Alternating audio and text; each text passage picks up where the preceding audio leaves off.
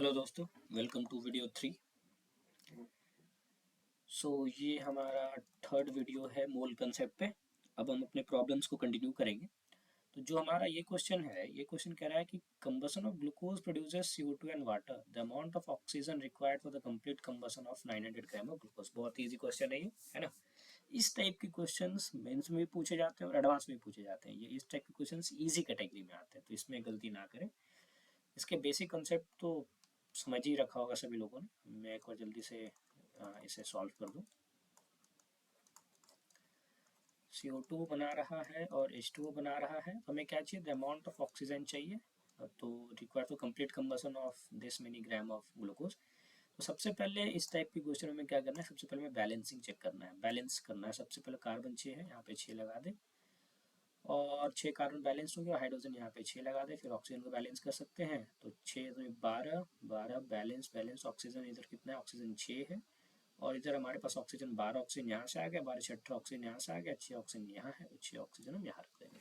तो अगर हमें देखा तो ये बैलेंस्ड हो गया। कार्बन 6 12 6 12 हाइड्रोजन ऑक्सीजन 6 12 6 18 12 6 18, ये कंप्लीट बैलेंस्ड हो गया। मतलब एक मोल ग्लूकोज जो है, एक mole of glucose require 6 mole of O2।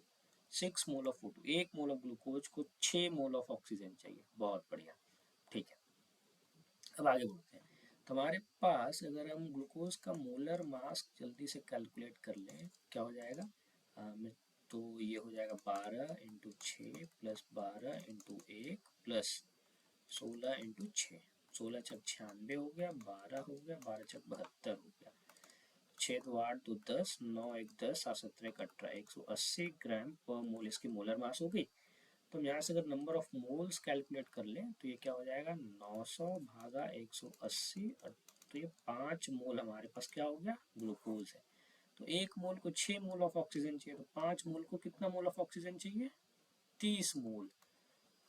30 mole of oxygen चाहिए और ऑक्सीजन का हमें मोलिकुलर मास पता है, O2 32। तो यहाँ से 32 से गुना कर देंगे तो 3 6 96 और 960। उसमें 960 ग्राम ऑफ ऑक्सीजन चाहिए होगा इस पूरे कंबसन के लिए। तो बहुत ही इजी सा सवाल है ना। तो अपने नेक्स्ट सवाल की ओर बढ़ते हैं। नेक्स्ट क्वेश्चन क्या कह रहा है? नेक्स्ट क्वेश्चन कह रहा है कि मोलैलिटी हमें दे रखा है 3m aqua solution of NaCl is क्या है? मोलैलिटी फाइंड करना है। ये सिमिलर टाइप ऑफ प्रॉब्लम है, ये शायद रिपीटेड प्रॉब्लम है। शायद ये रिपीटेड प्रॉब्लम है, तो इसके आंसर 2.79 है। 2.79, यस, ये शायद रिपीटेड प्रॉब्लम है। तो इसको हम वैसे ही सॉल्व कर सकते हैं कि हम यहाँ से डेंसिटी निकाल सकते हैं। डेंसिटी हमें पता है 1.25 ग्राम पर ml है और मैं वॉल्यूम अगर हम एज्यूम कर लें 1000 ml, तो हमारी मास हो जाएगी, ये एज्यूम कर लो, और ये मास हो जाएगी 1250 ग्राम, हमारी टोटल मास हो जाएगी। ठीक है, और 1250 टोटल मास हो जाएगी। और अगर हमें पता है कि जब हमने वॉल्यूम 1 लीटर एज्यूम किया तो number of moles of NaCl 3 हो जाएंगे। तो 3 into molar mass of NaCl क्या हो जाएगा? 23 प्लस 35.5, ये जो है 5 3 8 78.5 टाइम्स 3, ये जो है 78.5 टाइम्स 3 जो है हमें दिया है कितना वैल्यू? 70। ये हम लोगों ने यहाँ पे नहीं किया है, यहाँ पे कर लेते हैं इनसे। 78.5 इंटू 3 जो है ये देगा 235.5। So yes, I am right. 3 5 3 8 3, sorry this is a mistake. So ये हो जाएगा 5 3 8 3 58.5, नॉट 78, 58.5 गुने 3 कर दो तो 175.5 आ जाएगा। तो 1250 माइनस 175.5 ग्राम, ये क्या हो गया? मास ऑफ सॉल्वेंट हो गया, है ना।